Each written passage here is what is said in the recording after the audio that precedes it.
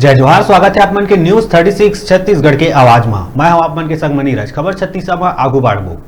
छत्तीसगढ़ के पहली तिहार हरेली के अवसर में नगर पंचायत गंडई के मड़ी कंचन केंद्र और ठंडार गांव गौठान में विविध कार्यक्रम के आयोजन करे गए, जिनमें अधिकारी और नेता मन सहित आम जनता की उपस्थिति रही। नगर पंचायत गंडई के मड़ीकचंद केंद्र में प्रदेश के मुख्यमंत्री भूपेश बघेल द्वारा दिए गए लोकवाणी में हरेली तिहार के शुभकामना रेडियो के माध्यम ले सबो जनप्रतिनिधि द्वारा सुने गई और वृक्षारोपण भी करे गई और साथ में स्वच्छता के शपथ दिलाई गई। कार्यक्रम के अध्यक्षता नेता प्रतिपक्ष लियाकत अली करीस। साथ ही पशु चिकित्सालय गंडई के अंतर्गत आदर्श गौठान ग्राम ठंडार में जनप्रतिनिधि मन के उपस्थिति में छत्तीसगढ़ के किसान मन के पहली तिहार हरेली तिहार मनाई गई।